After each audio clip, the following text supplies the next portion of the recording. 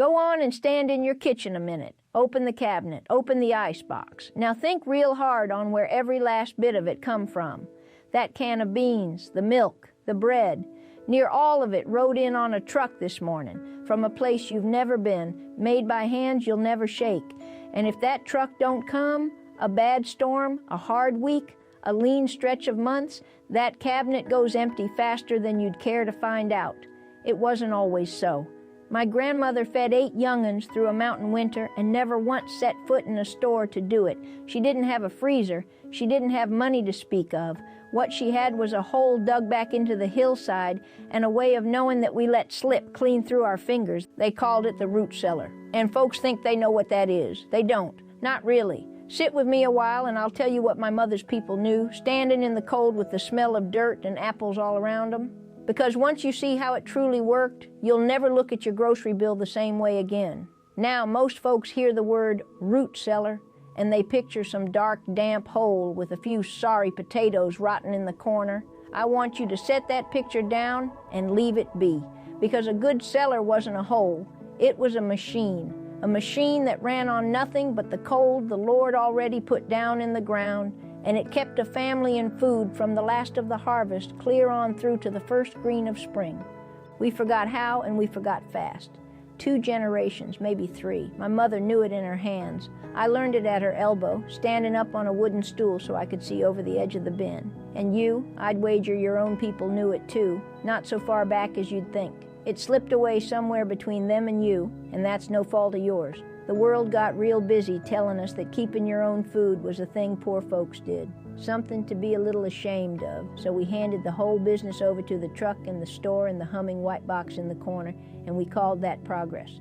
But here's a thing they never told you. The people who dug those cellars weren't poor, in the way we mean the word now. Poor is standing in a bright grocery store with your card coming back declined and your young'uns looking up at you. Rich is a hillside packed full of jars and bins and barrels, and that quiet feeling in your chest that comes from knowing that whatever happens out there in the world, your own will be fed. Think on what we traded. That white box in your kitchen, it works a wonder, I'll grant you. But it's got a fatal flaw, and you already know it, if you've ever thrown out a bag of slimy greens or a soft sprouted onion. A refrigerator is built to slow down dying. That's all it does. It takes food that's already been picked, already been trucked halfway across the country, already tired, and it holds it a week or 2 before it gives up. Your grandmother's cellar did the opposite. It took food at the very peak, the day it come out of the ground, and it kept it alive and sleeping for months and months without a lick of electricity. That's not a lesser thing. That's a better thing. We just can't see it anymore because nobody living next to us still does it. So we lost the skill, and worse than the skill, we lost the calm that come with it. So let me tell you what a root cellar actually is, down at the bones of it, because once you understand the idea, the how-to falls into place easy as setting a table. Every root cellar, every single one that ever worked, is doing 4 things at once. Hold that number, 4. It keeps the food cold but not freezing. It keeps it damp but not wet. It keeps the air moving just a little, and it keeps the light out all the way out. Cold, damp, moving air, dark. Get those 4 right, and you can store a winter's worth of food with nothing but a shovel and some sense. Get them wrong, and everything turns to mush. It really is that simple and that particular. Now here's the part that'll surprise you. The ground itself does most of the work. You dig down past about 4 foot, and the earth stops paying any mind to what's happening up top. Blazing August, howling January, the deep ground don't care. It just sits there year-round, somewhere around 50 degrees, cool as a cave, steady as a stone. My grandfather used to say the mountain kept its own weather down under, and it never once changed its mind. That steady cool is the whole secret. A refrigerator has to fight and hum and burn power all day long to make a cold that the good earth gives away for free 4 foot down and never sends you a bill for.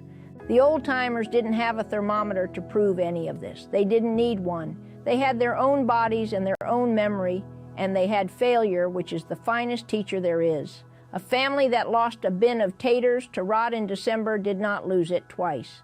They moved the next batch higher or lower or drier until the food kept. And then they told their daughters, and their daughters told their daughters, and it come all the way down the line to a little girl on a stool. That's not book learning. That's 100 years of paying attention handed to you free. And that's the shame of it. That knowing was never wrote down in most families. It lived in hands and in habit, passed mouth to ear across the kitchen. So when the stores come, and the trucks come, and the young folk moved off down to the towns for work, the chain just quietly broke. One generation didn't teach it because they figured what was the use, and the next generation never even knew there was a thing to ask about. It didn't die loud. It died quiet, the way most old knowing dies. Nobody rang a bell. Well, I aim to ring one now. So let me tell you how they did it. Not the idea of it now, the doing of it step by step, the way I'd show you if you were standing here in my kitchen with your sleeves rolled up. It starts with the hillside. You never, ever built a root cellar down in a low spot or a bottom where the water settles. Water is the enemy of stored food, and water runs downhill and pools where the land goes flat.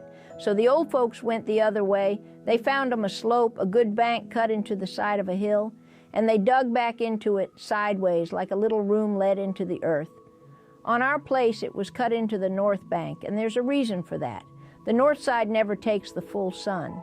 It stays cooler, longer, later into the spring. Every choice they made had a why underneath it, even when they couldn't have told you the why in fancy words.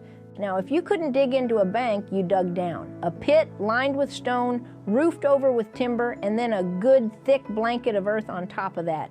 And that earth on top was doing something clever. It was insulation. A foot, 2 foot of dirt over your head means the winter cold up above can't reach down and freeze your food, and the summer heat can't reach down and spoil it. The dirt is a coat the cellar wears in every season. Same reason a deep cave stays the same all year. You're just borrowing the mountain's own coat. Then comes the door, and folks get this part wrong all the time. You don't want one door. You want two with a little space between them, like an airlock on a ship. Because every time you open a single door straight to the outside in January, you let a blast of killing cold come rushing in on your stores. 2 doors, a step between, and you break that blast. You open the outer, you step in, you shut it behind you, and only then do you open the inner. My mother would have boxed my ears if I'd stood there holding both doors open, letting the winter in on her cabbages. And the floor of a real cellar was never concrete, and it was never boards. It was dirt or gravel, plain bare earth, because that dirt floor is where your dampness comes from, and I know that sounds backwards to modern ears, but you want a little damp. You want that earthy, cool, root cellar damp rising up soft off the ground. That's what keeps a carrot from going limp and a cabbage from drying to paper. A bone-dry cellar shrivels your food. A wet cellar rots it. A little damp rising off a dirt floor is exactly right. There's that word again, exactly. The old ways were always exact. We're the ones who got sloppy. Now that you've got your cool, dark, damp little room dug into the hill, here's where the real cleverness comes in, and it's the part almost nobody remembers anymore. You cannot just throw all your food in together in a pile. A root cellar isn't a closet. It's more like a little town, and every kind of food wants to live on its own street. Start with your apples. Apples are trouble, bless them. A ripening apple breathes out a kind of air. You can't see it or smell it, but it's there, and that air will make everything near it ripen faster and go over the hill.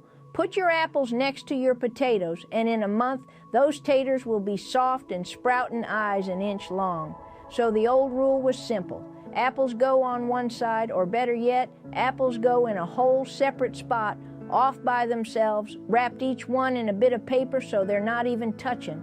My grandmother kept hers in a barrel by the outer door where it was coldest, and every one of them wrapped like a little present. Potatoes want it cool and dark and a touch damp, and they want to be left alone. But here's the thing, a potato in the light turns green, and green on a potato is bad news. So the taters lived in a deep bin down low, covered over in the blackest part of the cellar.